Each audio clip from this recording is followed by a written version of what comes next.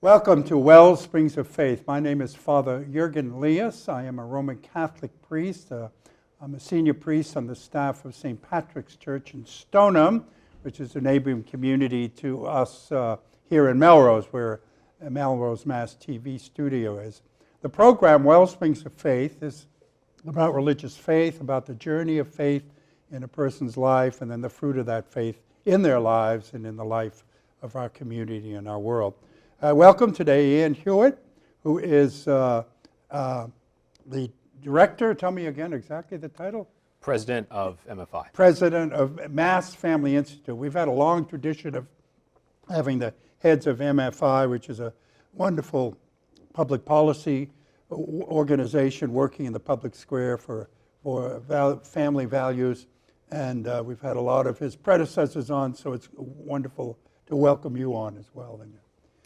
Thank you so much. Although we're going to get to talk about MFI, the show is really about you and about your own faith journey. So maybe you could share as far back as you can remember, or even beyond in utero, or to your ancestors, your own journey to faith in Christ. You mentioned you've also had all of my predecessors on, so I'll have to go back and watch those. I've been president of MFI for a little under 4 months. Before that, I You're was new to town. Yes. head of litigation at Cornerstone, which is the New Hampshire equivalent of MFI, right. A Christian legal and policy advocacy organization that's specific to New Hampshire. Right, I know. I'm on their mailing list, so I'm well aware of what they're doing too. And as I said before the show, I think we've had one of your folk from that particular department on the show as well. Yeah, you'll have to have Neil on. So tell me about your own journey of faith before we get to this new job you've got. Yeah, well, I did not grow up in a religious background. There wasn't anyone in my home growing up trying to instill any particular religious doctrine or views in me. But as a teenager, I was militantly anti-Christian. And where'd you grow up? I'm primarily from Kansas. Oh, Kansas. That's where my parents are. You think of that as sort of part of the extended Bible Belt, but you were the un-Bible. I think that's not true. I think that's overestimated. Oh, yeah, right. Kansas is also, I mean, it's more of a purple state than I think a lot of people realize. There have been Democratic governors multiple times in my life. So particularly on the coasts, I think that people tend to have a very oversimplified view of what there's the a lot more Midwest complexity is in like. the middle of the country. And tell us a little more. I mean, when you said you had no one, what were they adamant atheists, or are they just non? No one attempted to instill being anti-Christian or anti-religious in me. It just wasn't a topic of conversation. It wasn't something that was discussed. What were their roots themselves? Well, my great-grandfather, maternal great-grandfather, actually was a pastor, and I was just about to mention, he wrote a prayer that was designed to be prayed before dinner. And actually we would, just about every dinner, we would pray that prayer, which invoked Jesus specifically. How interesting. So that was a little remnant from your family tree. Right, and that's still a family tradition to this day. But other than that, it just wasn't discussed. I became militantly anti-Christian, not because of the influence of my family, but I have maybe a natural tendency to take things to the extreme, and I'm just naturally sort of like St. Paul, right? Person. Yeah, you could say that. There's a great ballad, "Man in White" by Johnny Cash about the Apostle Paul. Johnny Cash also wrote a great biography of Paul, and he has a great line in there: "As zealous in his service as I once was as his foe." Yeah, I mean, the Lord had to chase down a few of these zealots who were on the other side to get them, and they were, like Paul, great zealots for the kingdom of God. Yeah. That's right. Yeah, I mean, a negative zeal can be reappropriated by God. And what sort of drove that besides your kind of personality? What were your convictions or your sort of? Well, a lot of it probably came from just the cultural influences that I surrounded myself with. I was a big metal fan as a teenager, and there's been, in particular, subcultures of metal. There's kind of strong anti-Christian sentiment. So that was a strong influence on me. Obviously, I was a teenager during kind of the advent of New Atheism, and that had some indirect influence on me. I wasn't necessarily a particular, sort of Richard Dawkins acolyte, but I think there probably was kind of some indirect influence just from that kind of being in the air. And did you have a sense of like a group of people or this was you primarily, your own strong ideological bent to think things through and have convictions about stuff? Well, I wish I could say I'd really thought things through very carefully. My anti-Christian arguments were pretty sophomoric in retrospect. I really did not enjoy learning as a teenager. Enjoying learning really was a product of my becoming a Christian and my journey of discovering God. But I certainly was surrounded by people who were anti-Christian, although like me, for the most part, these people hadn't thought this through very much. It was just kind of a cultural influence that was in the air. There's an interesting book I've read. In fact, I'm kind of cleaning out my library because I'm getting old and C.S. Lewis said the books you'll have in heaven are the ones you give away. So I'm trying to build my library for heaven. But one is The Psychology of Atheism. It's quite fascinating because usually the atheists have a lot of books about the psychology of religion, right? It's an illusion and all kinds of other psychological analyses to dismiss all religious faith. But there's a book on atheism, and it's interesting, again, the kind of dynamics of atheism. As you sort of, if you had to say psychologically, if you didn't do any intellectual work, what psychologically would you say was going on with you? I have a psychological tendency to question authority and be contrarian and be anti-authoritarian. And, it's remarkable in retrospect. It strikes me as crazy that I had the perception as a teenager that the Christians were the powers that be, and I was somehow rebelling against people who were in positions of authority by being anti-Christian. I look back now and I realize even, in the mid-aughts when I was a teenager, that obviously was not really true. Yeah. I think it was helped to an extent by like the two terms of George W. Bush that helped me to see Christians as these kind of authority figures that I could rebel against. But obviously now every major corporation, every major university, the entertainment industry, everyone is just explicitly anti-Christian, and there is anti-Christian in as sophomoric a way as I was. Yeah. And obviously we were already very close to that in the mid-aughts. So some of this just came from kind of the bubble that I'd placed myself in as a teenager. That's interesting. So I don't know if discovering that Christianity was the minority somehow helped you switch sides. Right. Well, in some sense, that was part of my conversion. Yeah. Anyway, sorry to interrupt with that, but that's fascinating. Yeah. No, not at all. Yeah, there's an important psychological component for sure. Yeah. And so what began to sort of undermine that foundation of that for you? Well, there were a couple of steps. One was I would confront Christians regularly and try to argue with them. And, unfortunately, any reasonably well-equipped Christian could have easily defeated any of my arguments. They were pretty sophomoric. As I'd said, I'd read only, a few books basically in my entire adolescence. And unfortunately, Christians were by and large just kind of not prepared to respond to my arguments. And if anything, a lot of Christians, I think, sort of put blood in the water. They maybe intended to be sort of agreeable and make sure that they sort of weren't offending me, but I think the demurity, maybe, if that's a word, or the passivity at least of some Christians kind of egged me on and made me think that... the shark atheist. Yeah, that's right. There was blood in the water, exactly right. I sensed that sort of deep down they didn't really think that their faith was true. Yeah. But I started to have some interactions with Christians that were a little bit different than that, and that made me start to wonder if maybe Christianity wasn't something that you would make up. Because I had a very clear theory of why Christianity would have been invented.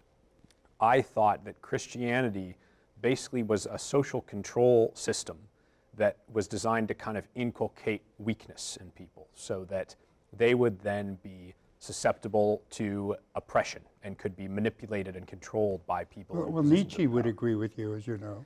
That was his critique of Christianity. It was wimpy.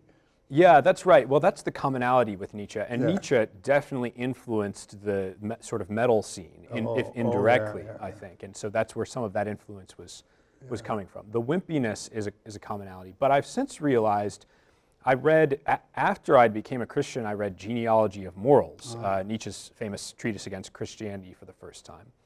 And my critique as a teenager would have been something like, people who are oppressed need to stand up against oppression, but Christianity is controlling and manipulating them and keeping them from standing up against oppression. Whereas Nietzsche, in Genealogy of Morals, he says the whole tragedy of Christianity is that it's beautiful and noble when weak people are oppressed by powerful people. And the whole problem of Christianity, he says, is that people have spread this idea that somehow oppressing weaker people is unjust. And so really his critique was kind of the opposite of what mine was as a teenager. But the wimpiness, I agree, is a commonality. So I started to realize maybe people wouldn't make Christianity up. I realized that my critique didn't quite hold up, and Christianity, in fact, would not be a very good way to manipulate and control people who were being oppressed. And that led me to read the Gospels for the first time. Yeah, I was going to ask you if you ever had read the Bible, the founding document, so to speak. Yeah, I'd go to websites that had out-of-context Old Testament quotations, and I would open up the Old Testament and I'd go to those so I could cite them to Christians, but I had not read the Gospels. And the first part of the Gospels that I read was John's account of Jesus clearing the temple in John chapter 2. Yeah. Which is kind of the most detailed and vivid temple clearing account. And as you can imagine, I immediately thought, what is this? This absolutely did not comport with my perception of who Jesus was. I realized immediately my perception of Jesus as this sort of one-dimensionally mild and meek character was completely wrong. And that didn't lead me to become a Christian. I just sort of caught myself viewing Christianity with a new kind of respect. But eventually, I started to kind of provisionally explore Christianity. And when I was an undergrad, I was surrounded by philosophy majors who were Christians. And having those people around... Where were you at school, by the way? I went to undergrad at Kansas State University, not to be confused with KU. And then I went to law school at Washington and Lee, which is in Western Virginia. Western Virginia, right. But so I had all these Christians around me who were interested in natural theology, apologetics, the Christian intellectual tradition. They were pretty sophisticated in their faith. They were. The philosophical roots of it, Yeah, so I had all these great resources available to me about the historicity of the resurrection, the fine-tuning of the universe, and I started to sort of one by one deconstruct intellectual obstacles that I'd set between myself and God. That must have been... And what was stirring on spiritually in you? Besides, some sense that God is real, but at least the argument you had to deal with the logic and the reason part of it. That's right. I really think that I had to get those intellectual obstacles out of the way before I could have that direct spiritual experience of God. And eventually, I did have a sort of singular moment that I look back on and think that's the moment when I became a truly regenerate believer. And that involved a direct spiritual experience of God that came from my reaching out to God in prayer. But I really was only able to get to that point after Christianity had reached a certain level of intellectual plausibility for me. Yeah. Well, it is interesting. A part of course, the journey for... That's one of the ones I've loved about this show, interviewing people, because the journey is as diverse as the people that come on it. And the intellectual component is clearly an important part, critically important part of the Christian faith. It is a faith that has some intellectual substance to it. And for some people, that's... the mind leads one to the heart. Some people, the heart leads to the mind, but or the mind opens the way for the heart. For the heart, correct. Yeah. So what kind of clinched it? So intellectually, when did you just? When was the moment you went from that intellectual to even be willing to pray? Yeah, there was a definitive moment where, there were multiple steps leading up to this point, but there was a moment where I was more or less intellectually convinced that Christianity was true. And I realized to have a relationship with God, the God who I was convinced most likely existed, I needed to directly, earnestly reach out to him in a way that I hadn't. And when I did that, to a greater degree than I'd ever contemplated before, I had this direct spiritual experience of God's presence, and I've had a couple of distinct, definitive, discrete experiences like this in my spiritual journey. Epiphanies, as we like to call them. And I just felt myself being renewed and felt that I'd become a new person, and I was asking God to subordinate the whole of my life and all of my worldview to Him. And even though before that point, because I was involved in this intellectual journey, I'd started to kind of call myself a Christian, but I look back in retrospect, I say, this is really the moment that I formed a genuine relationship with God. As you said, that kind of, Jesus says that obviously in the Gospels, being born again of the Spirit, there is that happened again in different ways for different people. And even when you're grown up in the church, as I did, it was really as a young priest that I jokingly say I was, I was ordained first and converted later. So from the time I was a little boy, I was a member of the church, sang in the boys' choir, wanted to be a priest, went into the ministry, was ordained, but I really didn't know the Lord in that kind of personal, existential way until after I was ordained through experience of the Spirit. Existential, that's a good way to put it. Yeah, you can be intellectually convinced, but still have the sense that God is out there somewhere. The reality to encounter God.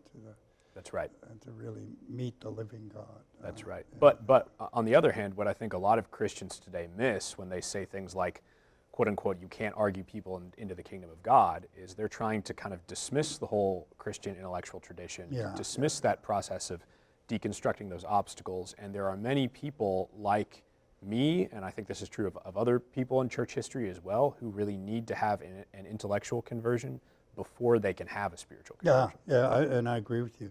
I mean, probably John Paul II was a genius on that. He spoke constantly about faith and reason, and really kind of brilliantly working at the dialectic and dynamic between faith and reason, and again, both arguing against. There's sometimes a tendency in the church of being, you don't need reason, just faith. Faith is something opposite to reason, but obviously it isn't. It is a bigger problem among evangelicals than among Catholics, but on the other hand, really the first fideist writer I've encountered who really strongly taught you shouldn't try to use reasoned argument, you just trust in God, end of story, is Pascal. Now, I don't know if you guys count Pascal. Yeah, well, he's in the camp. And definitely, isn't he the one who said the heart has reasons, the mind doesn't understand, or something like that? That's right. And then he had his own experience of conversion. He did. This profound mystical experience he had. Right. Well, I definitely think he had a genuine, deep experience based on what but he wrote. But he was a scientist. He was a brilliant writer. But there's also a sense of faith that is beyond reason. It's not unreasonable. Right. But it is beyond reason.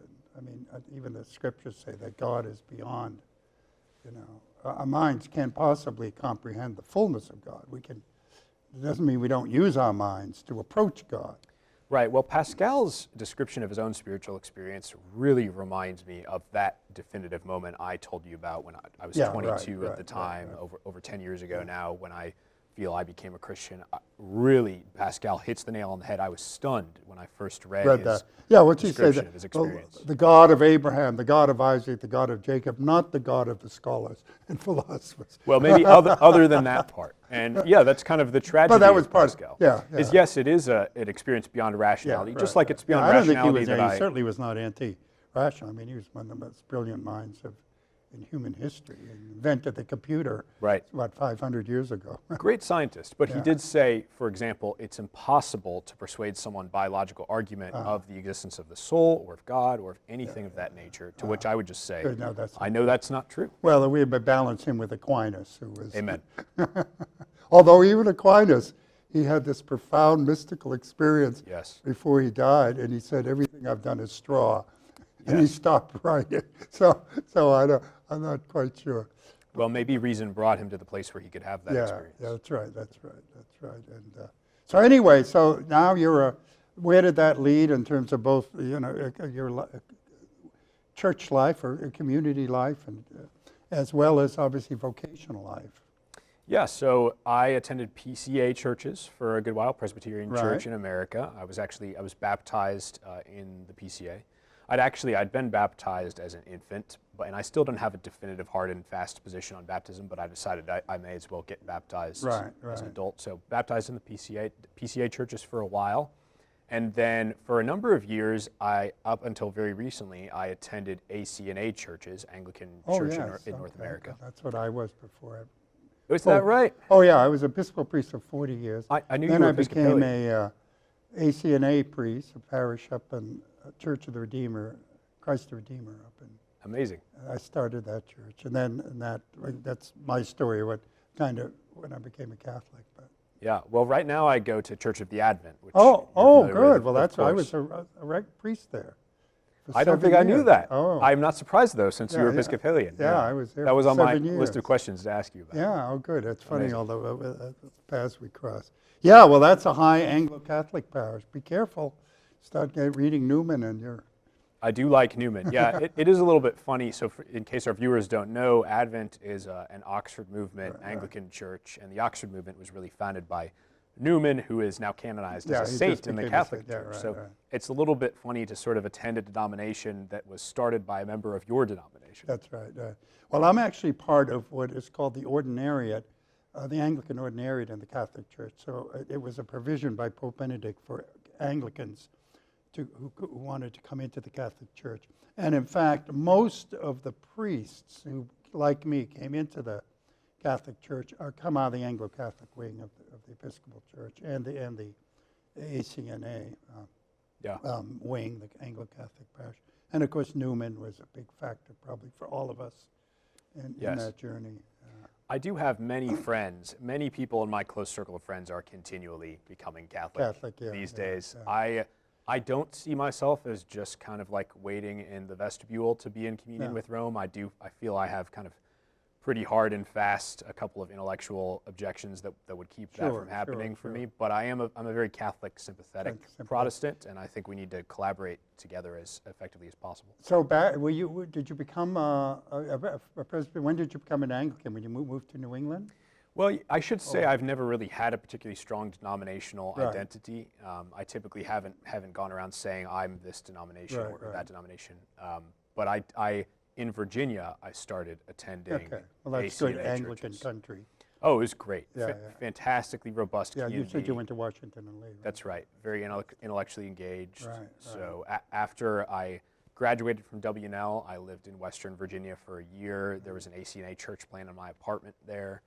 And then when I came up to this area, originally I was in New Hampshire, and then I moved down to Boston. But close to me, I attended an ACNA church. But eventually, I went to Good Friday, Holy Saturday, and Easter Sunday services at Church of the Advent.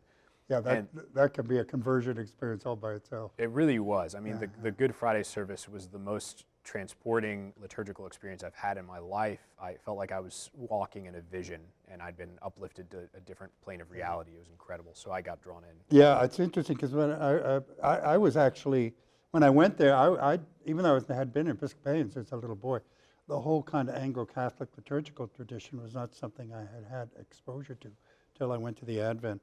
And so the Triduum, as we call it, the 3 days, Monday, Holy Thursday, Good Friday, Easter, Saturday, and the extraordinary rich liturgical tradition there was a profoundly moving experience the first time I encountered it. And even though I'd already been a priest at that point for about 20 years. No, thank you. Yeah, I was searching for that term. Yeah, of course, the ACNA, as you know, there's a lot of commonality with Catholic liturgy. Right. We cross ourselves at roughly the same times, for example. But of course, Advent, I mean, we pray the Angelus at the end of the service.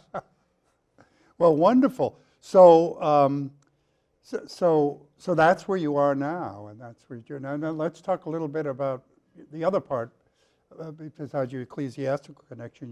How did your faith evolve into the work you're doing now?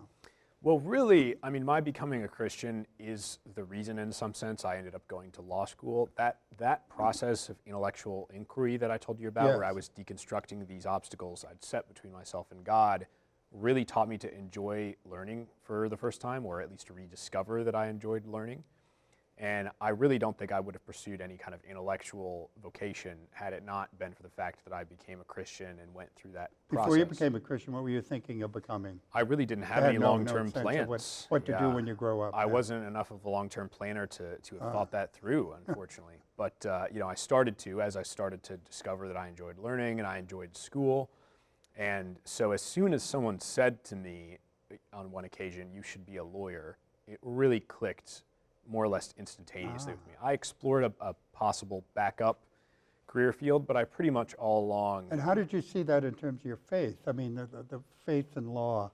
Yeah, well, of course, you know, the Christian tradition is the Western intellectual tradition, and Christianity really baptized and guided the direction of our legal system for thousands of years. So tremendous overlap there. Obviously, you know, most of the legal tradition in Western civilization is based on explicitly Christian principles. But, you know, I mentioned a moment ago, I'm naturally zealous and contrarian, and so I think I was just attracted to the idea of especially litigation.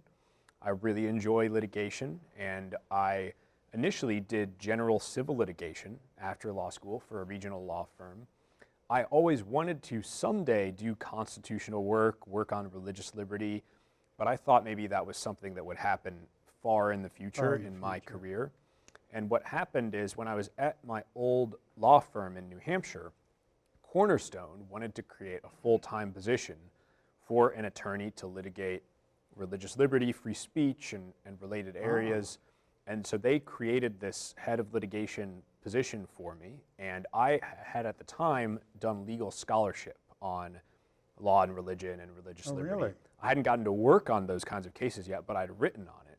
So that led them to offer me this position, and I got to, for almost 3 years when I was at Cornerstone, litigate these kinds of cases, and then I also worked with the state legislature, of course. Were you also working at a law firm?